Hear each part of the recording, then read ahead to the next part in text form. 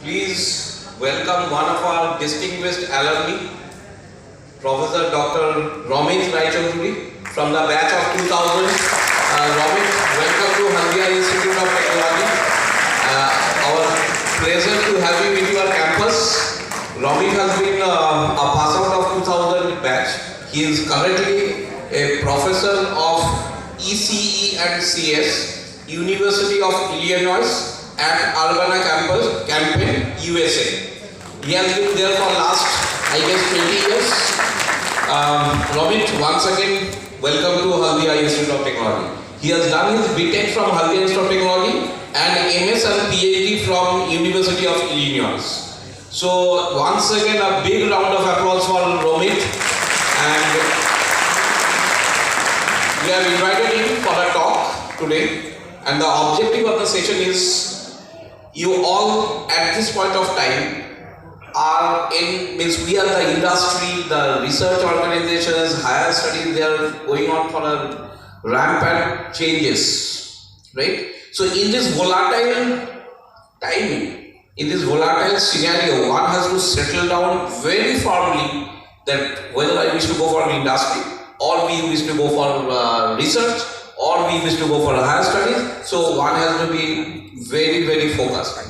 Today's session is dedicated to guide you through all the phenomena, all the mistakes that you do while choosing the focus. I guess all of you are from third year, most of you are from third year and second year. So you have got a role to play, and I will request Romit to guide you through that what are the opportunities ahead if you are taking up research, if you are taking up higher studies, what are the opportunities, what are the profiles being open, and after all, industry is there for you. So our objective of this session is to guide you through to fix your focus. So that is the expectation, Romit, from our side, that I wish that you give some inputs to them, some insights to them that how to fix their focus. So that is all from our side. Once again, may I request Professor Maiti, please come on stage and to welcome one of our distinguished alumni, Professor Romit Raichaudhuri from the batch of 2000. May I request you to please hand over the flower bouquet.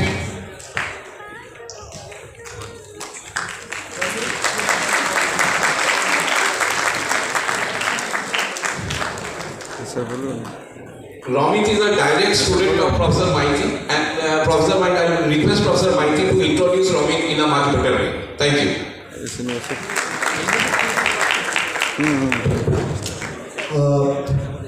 Good morning, everybody. Basically, the most of the students are that we are looking for the second year, third year, because still they are in the formative stage. And training placement officer already shared the idea how the industry is molded, is changing the shape. You all of you know, and I have a quite good faith that you know the present scenario. And let me introduce the Romit. Romit is a very interesting student because last 26 years from inception I have interacted with the students with this institute, that in the first batch, you believe us that days into 20 years, 24 years back, those Romit batch do not have any campus. They spend entire their times in the hostel, rented hostels in Durgachowk. Limited teachers, limited computers, not an enhanced library like what you have. I do not know how much you are using and encasing the infrastructure, but still what they have the extremely strong mindset. And that's why he passed out 2000 June officially, and only within 1.5 months he moved to USA through GRE for his master's and the PhD programs. So basically, and he is not only, his batch is very golden batch. Instrumentation first lady, now working with the Rolls Royce. Can we imagine any instrumentation student from the second year, third year have that type of dream? Institution first batch, Romit's classmate, Shongjuk, that lady, Indrani Kaur, now teaching in the Guwahati IIT. This computer department have a very strong heritage. Our students are teaching in the ISC Bangalore, Kharagpur IIT you will find 4 or 5 faculty members from the HIT BTech. Understand? You go to the Guwahati IIT, Jadavpur University, and if you not in the academics, you look the very premier organizations like BRC, Bhabha Atomic Research Centers, ONGC, everywhere we have a very good number of student population from instrumentation, electrical, communication student. Even the first batch of Ashok Ghosh in the Electronics Commission, he is now the general manager, Reliance Jio in station in the Mumbai. How they changed? Don't think that what the campus and ambience you are getting, it is not like that. So my request, you listen, because when the teachers are advising something, you sometimes try to ignore this. But listen, today you listen. That's why I requested Rohit, please come down, interact with our students, and try to build their minds. My thing is that if you change your mindset, then definitely something good things will come in the coming days. And Rohit is a very vibrant academic career. BTech 2000 from Golden Institute of Technology, Master PhD from the University of Illinois. He finished PhD within the Master PhD combined, he finished within the 6 years. Understand? So Master's 2 years and the PhD on an average 4 years. And then he have a very good association to that. He teaches all the Duke University USA, and you presently he's in the University of the Illinois University, and there he is full professors. And he is basically not a single HIT student have the guts what Rohit achieved. He is the IEEE fellow. Do you know the IEEE? HIT has IEEE student branch, yes or no? Yes, sir. What's the full name of IEEE? IEEE student branch. What is the full name of the IEEE? Institute of Electrical and Electronics Engineers. It is a global platform, and he's a fellow. He's a fellow, and you mind that fellow normally any organizations offer to a person who have a very extensive contributions in the area.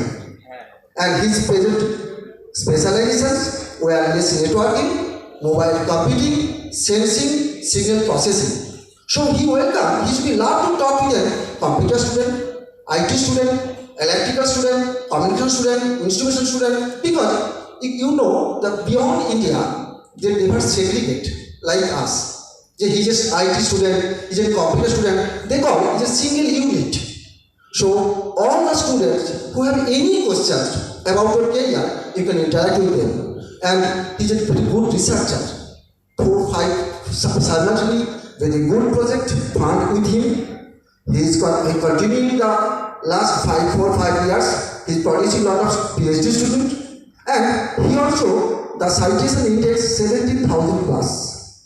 Even if you go to the IIT Mumbai, you can say in the top ranker in the joint mail, the students are preferring to the IIT Mumbai. Today after this session, you put 5 to 10 minutes, enter the website of the IIT Mumbai, their computer department.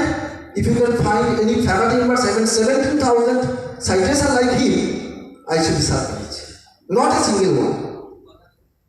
So mind that he is an overall expert in his area. And basically, what he is teaching there in US universities, mind that always coupled with the product development. He has directly at present he's working with the Amazon Research Divisions, his research project collaborations, Microsoft Research, Intel Summer Program, Samsung. Understands? You heard all their names. You love to have the job with those companies, but he's working with these companies is in research collaborations. So with these few words, I invite you, Rohit, please try to share your thoughts. What's the title? That what should do? Because our students are quite puzzled. Sometimes they are thinking whether they should go for the quick job or the higher academics or MBA, like so on. So please share your views, and I hope and you try to also read their mind. That's all. So take over to the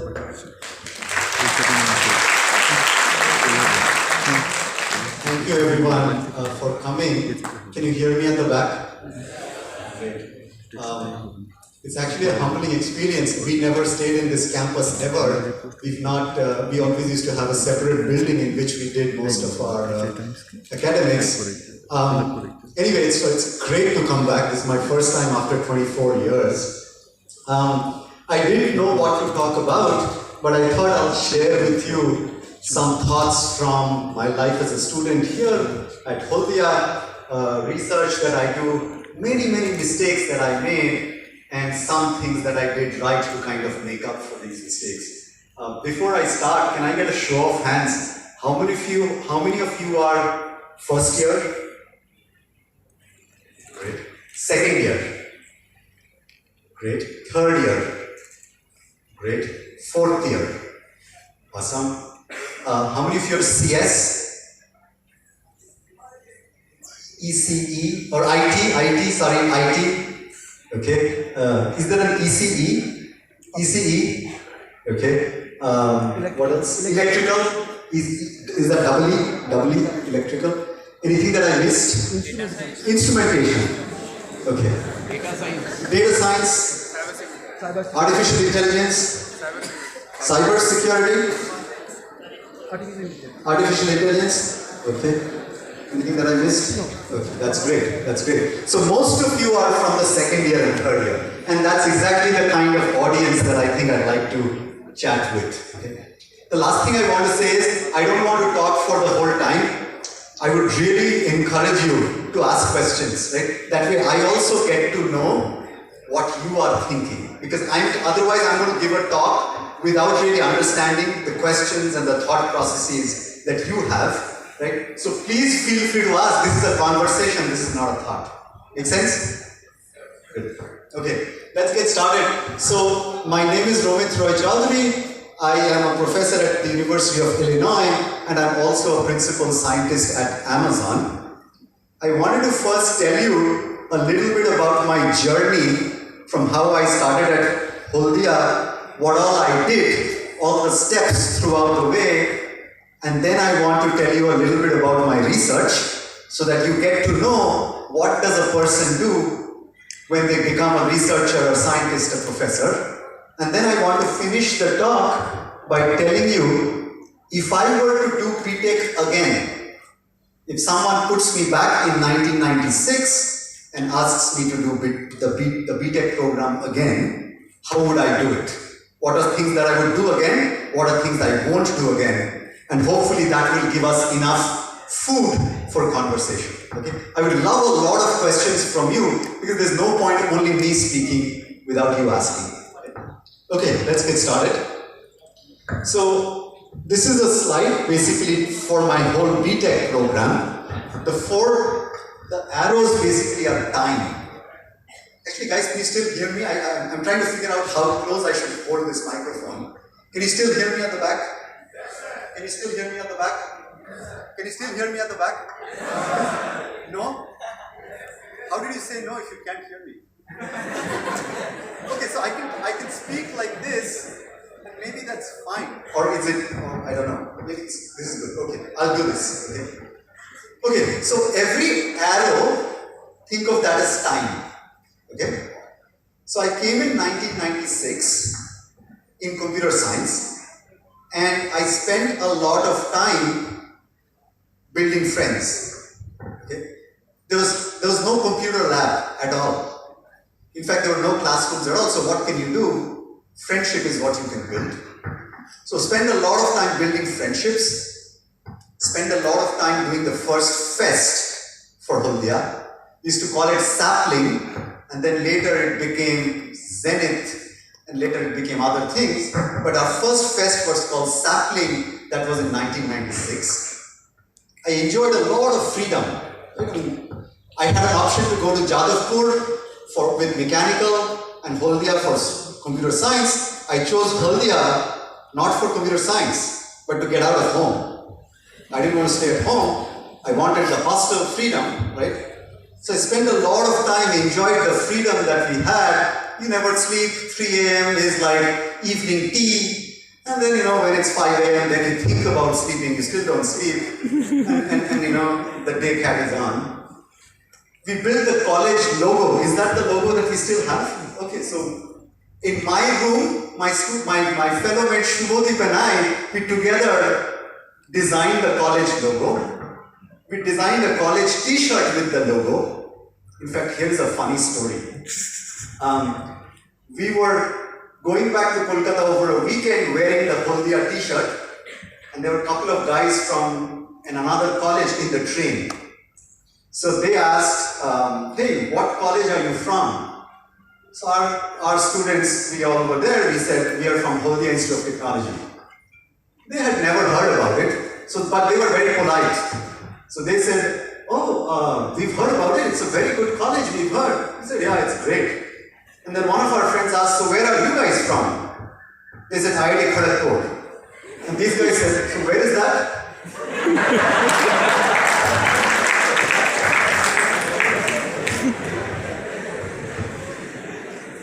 So spend a lot of time designing college logos and college t-shirts. We also spent a lot of time in disputes with friends. There were like groups among friends, there were fights, we should do this, we should not do that. There were lots of time got spent behind disputes. Okay? Like, you create groups, you think it's very masculine, you think it's a prestigious thing to win quarrels with friends. Spent a lot of time on that. And we also built a music band, okay? And we wrote our own songs and we played the guitar and we were thinking that we are having a great time. This is what engineering college is all about. Second year, time just flew by. A professor called Niloy Ganguly came over from nowhere. And yeah, that's an interesting story. He had a quarrel with his wife. His wife said, you don't have any job, this is ridiculous. By the way, he's a pass out from IIT Kharagpur. Okay? His wife said, you don't have a job, you're jobless, you're worthless. So he quarreled with his wife and then said, okay, I'm leaving home today, I'll come back with a job. Okay? So he looked up the newspaper and said, oh, there's a job, a computer science teaching job in some college called Haldia Institute of Technology. He took the train, people looked at his profile, he was fantastic. He had gotten into ISI, he did computer science from IIT Kharagpur, but he was doing other things. He was a social activist. But then Haldia gave him a job right away. He went back home with the job and he joined Haldia Institute of Technology. He taught us data structures and that was the first time we thought, whoa, this is interesting. Okay. Professor ABM taught us physics at that point. And then for the first time I thought, whoa, physics is actually interesting because it showed connections to things that you actually use, right? Fiber optics, microelectronics, solid state. Right? So those were the two kind of courses we somewhat paid attention to. Rest of the time we did wall magazines. Again, a lot of time into fests. Right? We were the band of the college, so we would practice music, write songs, do all of that. Lot of aimless entertainment, right? No reason whatsoever, we just stay up the whole night, week after week. Right? Adda, you know what adda means, right? Yeah, right? Tease each other, that would be like honor, right? Who can tease each other the best? Right? It's like prestigious stuff. Right? There's of course dating. See? And we didn't do anything in that respect. But then at some point I thought, hey, we should do something. And there's one project I remember doing. Actually, we went to a professor and said, what project can we do? This professor was not really a professor, but he said, why don't you write an operating system? So, whoa, I had no clue what that meant. We didn't write an operating system, of course, but we ended up writing an assembler. Okay, it was maybe 5,000 lines of code at that point. And I was like, okay, we at least wrote something. So that's my only achievement in the whole of second year, other than those two courses, data structures and physics. Third year came, 2 years gone. Third year came. Niloy Ganguly was still there, and he taught algorithms. Okay? So we learned something about algorithms, and we still remember one of the problems he gave was the n-queen problem. Do you guys, anyone know what the n-queen problem is? Right? Oh, do you solve that problem? Oh, fantastic, that's very good. Do you solve it by recursion? Great, great, right? So we struggled with the n queen problem, and then we finally came and solved it. For us, starting in a new university, in a new college, that itself was an achievement. Okay? And then even more aimless joy and aimless fun and entertainment. We had a football tournament. We were very passionate about it. We created our own jerseys. We again spent time on fest. And then there was this summer, the summer of third year, which is where people go for internships, projects. We didn't have any projects. I went around in Kolkata looking for some place where maybe they'll give us a project. So I knocked on company doors pretty much. Okay? And then someone in Pricewaterhouse, after a lot of discussion, he decided to say, okay, why don't you do something on this idea, something around networking, and I got hooked onto it. Okay. Then I realized, oh my goodness, computer science is really, really very interesting. Right? Other than that, I had no idea. Okay, no idea whatsoever. And this person who gave me the project, his name is Shom Prakash Bandyopadhyay. He was a professor of IIT Bombay in the past, and then he was at PricewaterhouseCoopers, and then later he became a professor at IIM Calcutta. And I started doing this research project with him, and that was like an addiction for me. Okay? So fourth year, summer of third year, end of third year, beginning of fourth year, I started doing research, and then it felt like all the 3 years was waste. I should have done this all the time. Okay?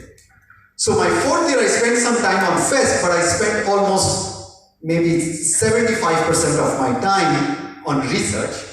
The size of the orange blob is not in proportion. It should actually be much larger. It should be 75%.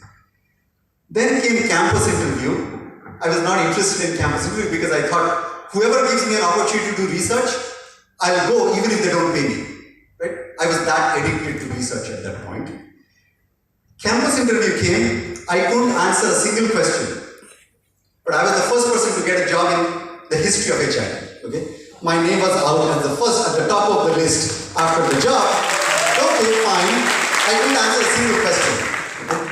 Because I had not studied at all. I had only done research, and of course, they asked me questions on my research, and I told them things they had no clue about. Okay? Because none of them had done research. Okay? I did the campus interview, then I wrote GRE. I didn't know, someone said this is the only way you can do research. So I wrote GRE. Oh, by the way, I wrote GATE as well. I qualified pretty highly in GATE. I think I got some rank around 200 or 250, I don't remember. But I got a score but I got a horrible score in GRE. Horrible. I had never done any preparation for GRE. I just went and wrote GRE because I didn't know anything. Right? No one in our college had written GRE ever before. Okay? So I said, okay, GRE is some exam. Oh, they asked you some basic questions, so I went and wrote. It was a horrible score. So there was no chance of going for a BTech, going for a master's. So I said, okay, I'll graduate and I'll join a job. So I graduated, my rank was 2 in class, but I graduated and I decided August of 2000, I decided I'll join a job. And this job was at Usha.com in Kolkata. Okay? So I left Haldia around June of 2000. Okay? June of 2000 I left, and then I decided June to August, 3 months, or 2 months, July to August, yeah. I decided, okay, everyone's having fun because people have gotten jobs. Some people are having fun because they got jobs. Some people are having fun because they didn't get jobs. Okay. But then I thought, maybe I should spend a little bit more time writing GRE again. And that was very painful, right? Because everyone's having fun, and I'm like practicing GRE. Very, very difficult. Given that I know that I'm going to go for a job. But at the same time, the research that I had done in the previous year, one of the research papers got published. And I didn't know what that meant, but my advisor, Shom Prakash Bandyopadhyay, who was at PricewaterhouseCoopers, and then he was joining IIM. He said, this is a very important thing in your career. And I said, okay, whatever. Right? I just want to do research. But anyway, I wrote GRE again for those 2 months, and I got a pretty good score. Okay. Then I applied to universities, and I didn't know what's going to happen because no one knows about Holdi at that time. We were the first batch passing out. I started doing my job. It was not easy, not hard. Okay.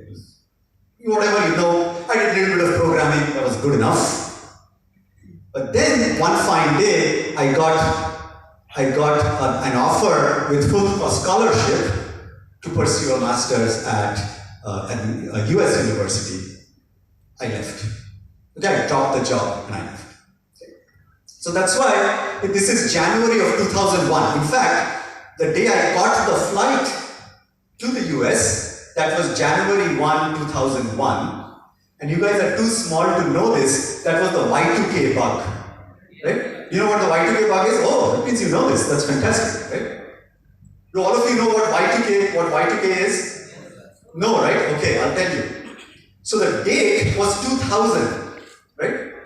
2000 with last 2 zeros. Now when it becomes 2001, right? That 00 becomes 01. Okay? And many software code were written with the assumption that things would end at 2000. Okay? And there was a lot of fear that many software will run, would go corrupt once it becomes a new year 2001. Because many of the softwares were ended with 00. Okay? The max value was 00. So when I was on the flight, I was worried that the flight might crash because of Y2K. Okay? It didn't crash, clearly, you can see me. So I arrived in the US on January 1, 2001. And I'll tell you, it was very, very lonely living in the US because I did not know a single person, not even from my college, not from any other college, who were in the US. Right? Typically, you know your college people who have been there. At that point, there were no phones, there were no smartphones, there was nothing. I didn't know anyone. It was very, very lonely. And then I went to the first class and they started with Hadamard transform. Do you know what Hadamard transform is? This was an algorithms class. I hadn't even heard about Hadamard, I hadn't heard about what a transform is. And they started and they said, you guys all know Hadamard transform. Okay? I was like an imposter. I wanted to come back home because this is not where I'm supposed to be. I had an advisor who's doing research in networking, and he had seen my paper and he had taken me. That little bit in networking I could do well. Because I'd spent 1 year immersed, addicted to networking. Okay. So I did research in networking, but I was going to these classes and I was like very, very afraid. Then my advisor decided to move to another university, which is the University of Illinois at Urbana-Champaign. Okay? So the university I went to is called Texas A&M. It's ranked around 25 in the US. Okay? Urbana-Champaign ranks 4 right now in the US. Okay? And my advisor decided to move to Urbana-Champaign. I was like, okay, it's a bad sign because my advisor will move, he'll take the best student with him, maybe 1 or 2 best students. He had a group of 10 students. What would I do? I decided I'm going to just finish my master's and go back to India because I'm not going to survive here. It's too difficult. Okay? My advisor called me one day and said, I would like you to come along with me to Urbana-Champaign. One part of me was, this is more than dream come true because I would never get a chance to work and become a student at University of Illinois Urbana-Champaign. Right? It's like MIT, Stanford, Berkeley, Urbana-Champaign. You should look up the rankings. But on the other side, I was really, really scared. I'm just not going to survive. Okay? I was really afraid I'll fail. The co-students that I had in Urbana-Champaign, I decided to go. The students I had sitting next to me, do you know what is AIR? All India rank, right? They were AIR 2, 5, 7 in IITs. And I was from Bombay Institute of Technology, Sure, I'm rank 2 from BTech, but so what? I don't even know what Hadamard transform is. Okay? And people were proving theorems, right? Algorithm theorems and stuff. I started taking courses in probability. I was doing horribly. I would come back and cry myself to sleep every night. It's true. I didn't know who to talk to, right? If I tell this to my parents, they would say, keep going, right? And they'll give me movie-style dialogues, right? They don't understand, right? I don't have any other friends who would know. I just cry and go to sleep. And at some point I decided, look, if I'm going to go back, if I'm going to fail and go back, I might as well give my full, whatever I can, let me just put in everything. After that, if I fail and go back, so be it. But what else can I do? Right? So my second year started, and I put in a lot of hard work, immense amount of hard work. I started doing research, that got better. I started learning foundational math, right? Probability, linear algebra, basics of signals and systems, Fourier transforms, filters, basics of algorithms. Okay? But because I knew my networking reasonably well, that research side, I published an important paper. This was in 2002. Okay? I spent a lot of time doing math courses, many of which I didn't understand, but I was trying very hard. And then for the first time, I realized what is computer science.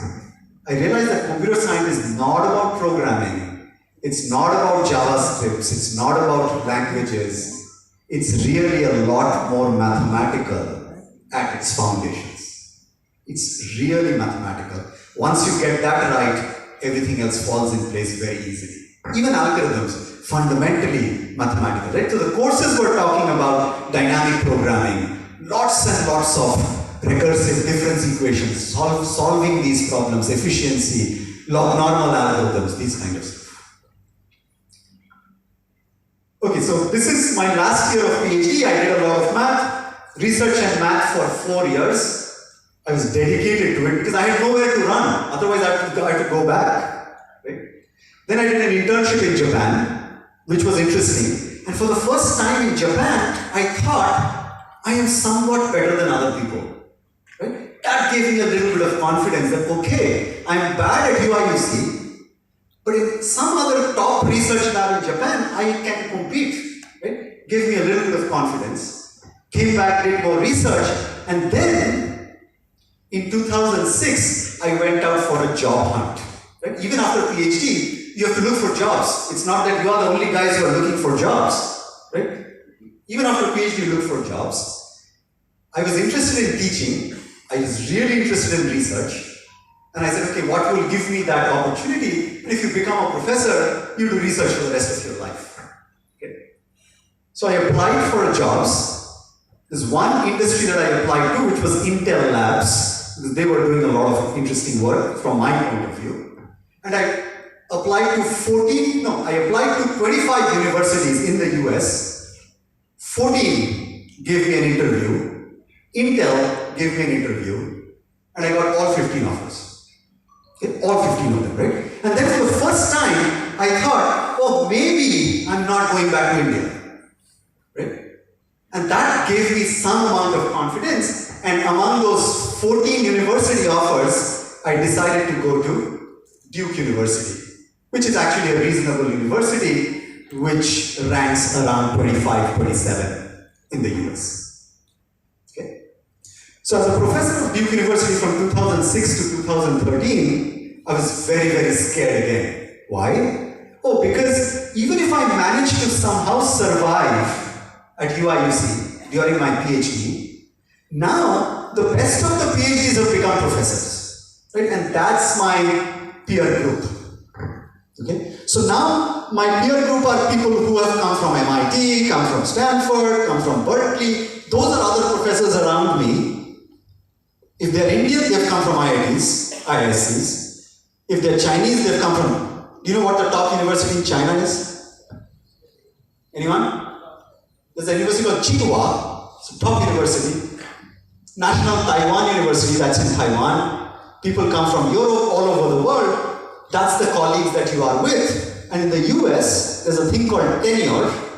a lot of people don't join academia because they're scared of tenure. Tenure means you're going to do research for 5 years. At the end of 5 years, in your field, if you're not in the top 10 in the world, you get kicked out. You have to be in the top 10 of your field in the world. Right? And how will they judge? The university will ask for recommendation letters to top people, to top scientists in the world. Hey, do you know this person? What can you say? Is he in the top 10 in this whole world? If all of them say yes, then you stay, otherwise you get kicked out. Okay, so on average, 33%, 1/3 get kicked out. Everybody's scared of tenure, everyone. Even the IIT ranker 1, MIT ranker 1, they are scared of tenure. Okay, so obviously I was super scared. And then because I was scared, I thought I'll collaborate with a lot of people. Right? When you're scared, you think someone else will come and help me. So I tried to collaborate. That doesn't work out very well. And then I thought it's a do or die situation again. Right? Whatever happened at PhD, it's at the next level. You know, every father has a father. Right? So there's always things can get more challenging. Right? So this was that kind of a situation. It was do or die. I immersed myself for 3 years of research. By that time, I had gotten married. Let me see if I actually mentioned if I was dating somewhere. Oh, I forgot to mention. Yeah, I was dating my wife somewhere here, somewhere at this point. Oh, you're very interested in that? Okay, somewhere exactly at this point. And you also tell dating with whom? My wife was a 2-year junior girl from Haldia.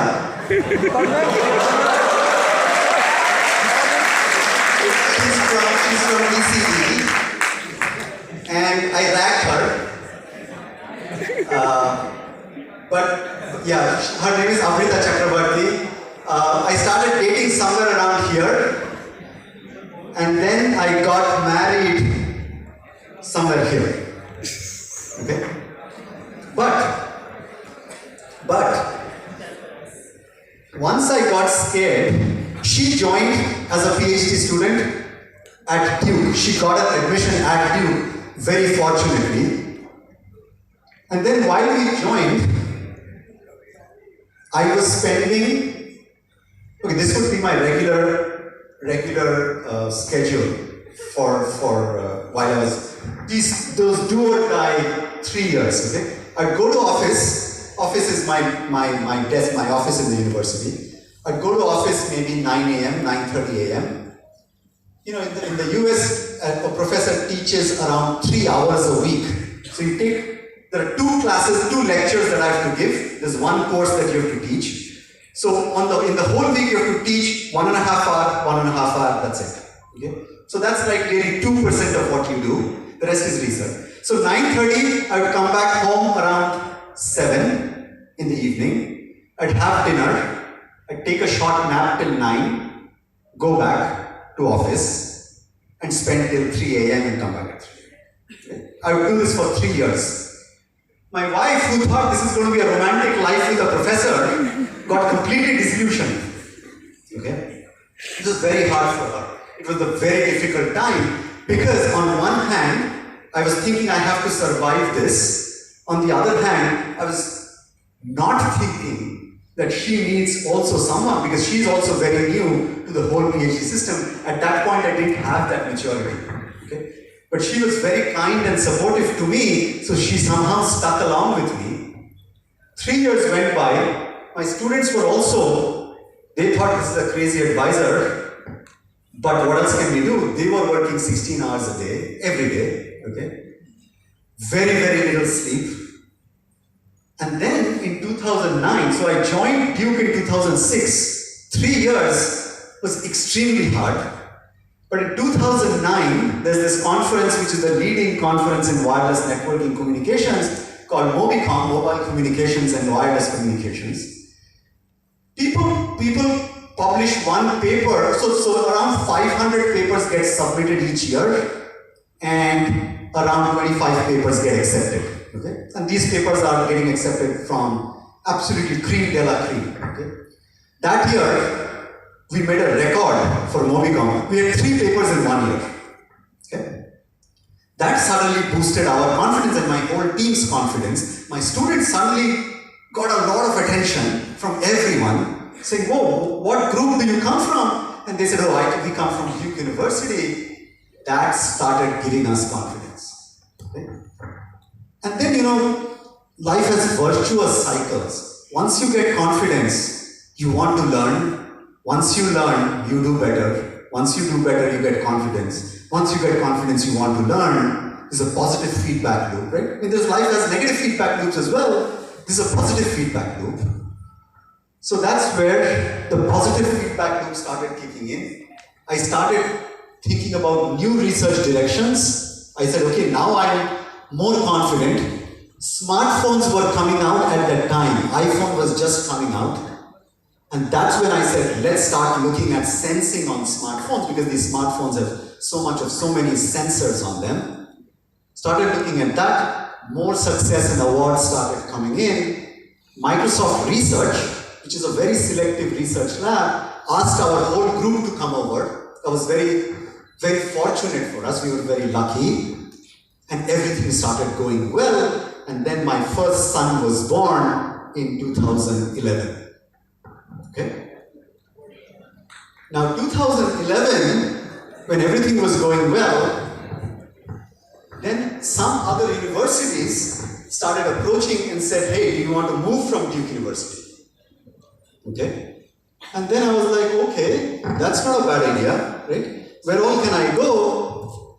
And then University of Illinois, which is where I graduated, UIUC, Urbana-Champaign, once a student passes out, they don't recruit their own students for 5 years. Okay? This is a policy. They want the student to go out, and then if they want, they can recruit back. But it's very difficult to come back to your own university. They don't want to do what is called inbreeding. Okay? But UIUC said, "Hey, we would like you to come back." And I was like, whoa, that would be an immense opportunity for me, right? Because I know what UIUC was. So I again gave job interviews. I got tenure at Duke. And at that point, Duke was saying, "Hey, let's give tenure to this guy quickly so that he doesn't move." Right? So I got tenure quite easily, actually. But I also got a job offer from UIUC, and then I went to UIUC and I got scared again. Right? Every father has a father. Right? Every time you think this is great, there's something greater. Right? UIUC was extremely challenging because people are extremely deep, mathematical, theoretical, and so on. In UIUC's campus, there are 24 Nobel laureates. Okay? So when I went to interview, I spoke to 2 of them, and they would be in the department hanging out, and you will meet them in the coffee shops, in the gym. There's this 85-year-old Nobel laureate who does bench press on the gym, and all the students are like doing half his weight, and he's like beating all the students. He's 85-year-old. He invented the LED. Okay? So those are the kind of people. I got scared again. But then again, you work hard. You dive deep. But this time, I knew how to fight it. I knew how to actually climb mountains, do difficult things. That's what I designed. That's what I learned to build over from 1996 till 2013. Because that's when I started at UIUC. I started getting into better research, much better papers came out, and then I became IEEE Fellow in 2017-ish, that range. Okay. But then at UIUC, I realized one more thing. I was doing more of experimental research so far, and then I realized, whoa, even better research or lot more interesting research happens at the intersection of theory and some experiments. Right? And I realized I don't have that theoretical background, deep mathematics. Okay? So then from the 2015 onwards, right, I've spent a lot of time learning mathematics once again. So now, even now, I go to classes and sit in classes, right? Have you heard of things like statistical learning theory? Have you heard of information theory? Right?